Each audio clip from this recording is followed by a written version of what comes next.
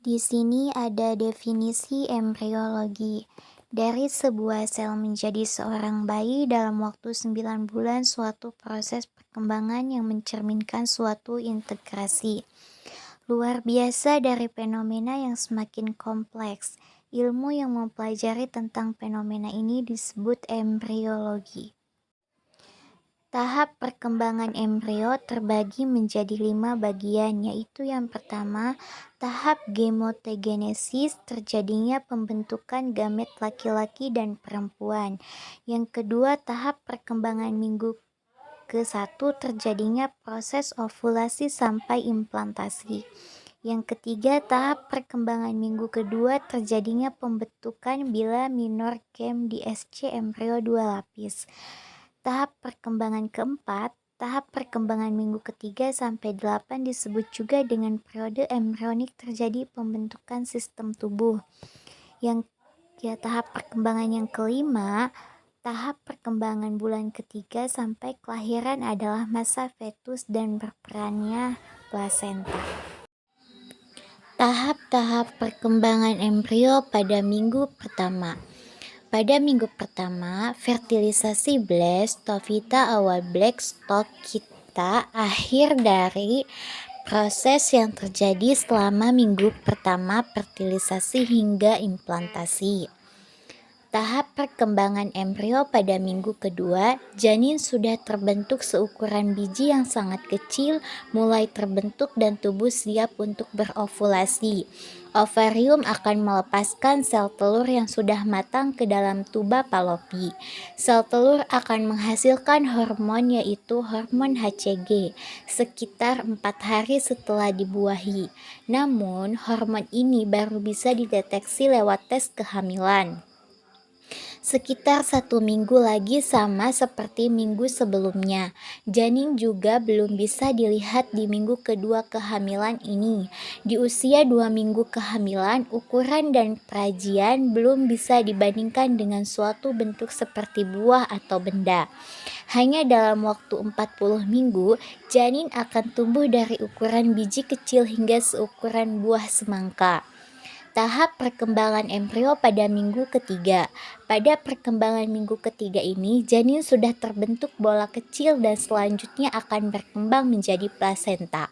Bentuknya masih lebih kecil dari sebutir garam. Tahap perkembangan embrio pada minggu keempat.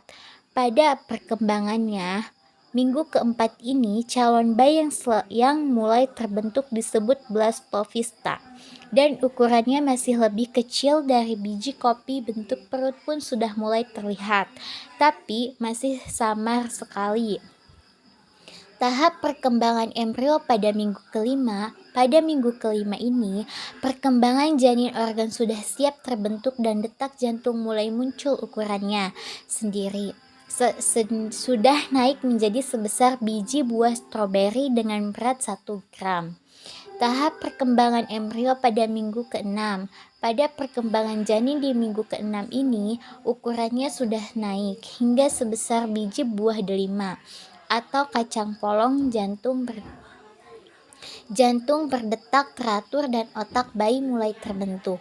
Tahap perkembangan embrio pada minggu ke-7. Pada perkembangan janin di minggu ke-7 ini, otak sudah berkembang pesat, bentuk wajahnya pun sudah mulai terbentuk, dan ukurannya kira-kira sebesar buah blueberry. Janin berkembang 1000 lebih besar dibanding bulan lalu. Perkembangan janin dan plasenta. Perkembangan janin periode dari permulaan minggu ke-9 hingga lahir dikenal sebagai periode. Janin periode ini ditandai dengan maturasi jaringan dan organ dan pertumbuhan tubuh yang cepat. Pertumbuhan panjang meningkat pesat, khususnya selama bulan ketiga, keempat, dan kelima. Sementara penambahan berat badan meningkat paling pesat selama 2 bulan terakhir kehamilan secara umum. Lama kehamilan dengan dianggap 280 hari atau 40 minggu sesudah omset. Hari pertama haid normal, terakhir HPHT atau yang lebih akurat 266 hari atau 38 minggu sesudah fertilisasi. Pertumbuhan kepala. Pertumbuhan kepala relatif lambat dibandingkan dengan pertumbuhan bagian tubuh lainnya. Di awal bulan ketiga, kepala membentuk sekitar setengah PBB pada awal bulan kelima. Ukuran kepala sekitar 1/3 PPT dan saat lahir ukuran kepala sekitar 1/4 PPT. Oleh sebab itu, seiring dengan waktu pertumbuhan badan bertambah, namun Perkembangan wajah dan ekstremitas. Selama bulan ketiga, wajah menjadi semakin mirip manusia, mata yang mula-mula mengarah ke lateral, bergerak ke bagian ventral, wajah dan telinga semakin dekat dengan letak definitifnya. Di samping kepala ekstremitas mencapai panjang relatifnya, dibandingkan dengan bagian tubuh lainnya. Walaupun ekstremitas bahwa masih sedikit lebih pendek dan berkembang dibandingkan dengan ekstremitas. Atas pusat osifikasi primer terbentuk di tulang panjang dan tengkorak pada minggu ke-12. Perkembangan genital usus otot. Pada minggu ke-12, genitalia eksternal berkembang sampai tahap ketika jenis kelamin dapat dibentukkan melalui pemeriksaan luar. Ultrasonografi pada minggu ke-6. Lengkung usus menyebabkan pembengkakan besar berniasi di dalam tali pusat, namun pada minggu ke-12, lengkung usus telah tertarik ke dalam rongga abdomen. Pada akhir bulan ketiga, aktivitas refleks berdeteksi yang menandakan telah adanya aktivitas otot. Perkembangan janin bulan 4-6. Selama bulan keempat dan kelima, janin memanjang secara cepat. Berat janin sedikit meningkat. Selama periode ini dan di akhir bulan kelima, janin tertutupi oleh rambut halus yang disebut rambut pelango. Alis mata dan rambut kepala juga telah tampak selama bulan kelima. Pergerakan janin mulai dirasakan selama paruh kedua kehidupan intrauteran berat. Janin meningkat banyak khususnya selama 2,5 bulan terakhir saat terjadi penambahan 50% dari berat ATM sekitar 3,200 gram. Selama bulan ke-6, kulit janin berwarna kemerahan dan keriput karena tidak adanya jaringan ikat di bawahnya. Seorang janin yang dilahirkan pada awal bulan ke-6 sangat sulit bertahan hidup walaupun beberapa sistem organ dapat berfungsi pada bulan ke-6,5 hingga ke-7 PB 25 cm BB 1,100 gram. Jika dilahirkan pada masa ini, bayi memiliki kemungkinan 90% untuk bertahan hidup. Perkembangan janin usia 8-9 bulan. Selama 2 bulan terakhir, janin memiliki kontur cukup bulat sebagai hasil dari pengendapan lemak subkutis pada akhir kehidupan intraterin kulit. Kulit dilapisi oleh bahan pelembab berwarna putih caseosa yang terdiri dari produk sekretorik dari kelenjar sebasea. Pada akhir bulan ke-9, tengkorak memiliki ukuran lingkar terbesar dibandingkan bagian tubuh lainnya. Perkembangan plasenta. Plasenta adalah organ yang memfasilitasi pertukaran nutrien dan gas antara kompartemen ibu dan janin. Sewaktu janin memulai minggu ke-9, perkembangannya permintaan untuk nutrisi dan faktor lainnya bertambah yang menyebabkan perubahan besar pada plasenta yang paling menonjol. Di antara semuanya adalah bertambahnya area permukaan antara komponen ibu dan janin. Untuk mempermudah pertukaran penetapan selaput janin juga berubah seiring dengan peningkatan reproduksi cairan amnion. Perubahan dalam tropoblast. Komponen janin pada plasenta berasal dari tropoblast dan mesoderm ekstramebional. Lempeng korion komponen ibu berasal dari endometrium. Uterus darah ibu dialirkan ke plasenta melalui arteri viralis. Di dalam uterus lalu terjadi impasi endovaskular oleh sel-sel siklon, impas di arteri viralis oleh sel-sel sitoplas mengubah pembuluh darah ini dari pembuluh darah berdiameter kecil dengan tahanan tinggi menjadi pembuluh darah berdiameter besar dengan tahanan rendah yang dapat memberikan lebih banyak dari ibu ke ruang antarfilus. Korelasi klinis terkait gangguan perkembangan plasenta. Preeklamsia adalah suatu kondisi yang ditandai dengan hipertensi ibu dan protein akibat berkurangnya berfungsi organ dan terjadi pada sekitar 5%. Kehamilan proklamasi yang terkait dengan kegagalan atau tidak sempurnanya diferensiasi sel-sel sitoplazma yang banyak di antara sel-sel ini tidak mengalami transformasi epitel menjadi endotel yang normal. Struktur plasenta di awal bulan keempat.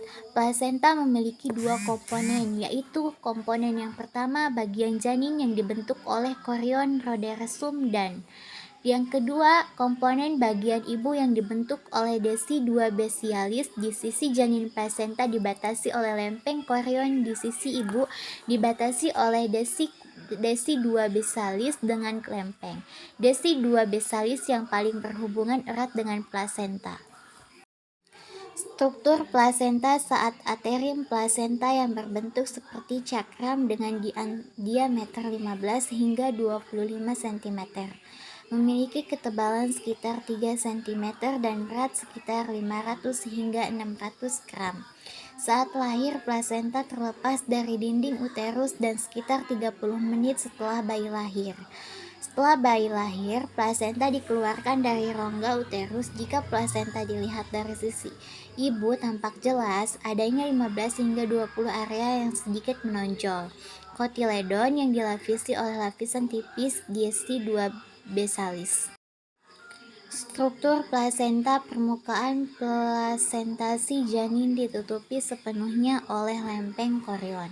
Sejumlah arteri dan vena besar pembuluh darah chorion bersatu menuju tali pusat chorion. Nantinya akan dilapisi oleh amnion peletakan tali pusat, biasanya di tengah dan kadang di tepi. Fungsi plasenta. Pertukaran gas seperti O2, CO, CO2, pertukaran nutrien dan elektrolit. Pertukaran nutrien dan elektrolit seperti asam amino, asam lemak bebas, karbohidrat, dan vitamin berlangsung cepat dan meningkat seiring dengan kemajuan kehamilan. Transmisi antibodi ibu, kompetensi imunologis mulai berkembang di akhir trimester 1 komponen. Komplemen imunoglobin hampir seluruhnya terdiri dari imunoglobin G IgG ibu yang mulai disalurkan dari ibu kerjanya sekitar minggu ke-14 dengan cara jadi memperoleh identitas plastik terhadap berbagai penyakit infeksi bayi baru lahir. Fungsi plasenta. Produk hormon. Pada akhir bulan keempat, plasental menghasilkan progesteron untuk mempertahankan kehamilan. Plasenta juga menghasilkan untuk merangsang pertumbuhan uterus dan perkembangan kelenjar mamalia 2 bulan. Pertama kehamilan juga menghasilkan HCG. Cairan amnion. Rongga amnion terisi dengan cairan jenis encer air ketuban yang sebagian dihasilkan oleh sel-sel amnion. Meskipun sebagian besar berasal dari darah ibu, jumlah cairan bertambah dari sekitar 30 ml pada usia kehamilan 10 minggu menjadi 450 ml. Pada usia kehamilan 20 minggu hingga 800 sampai 1000 ml.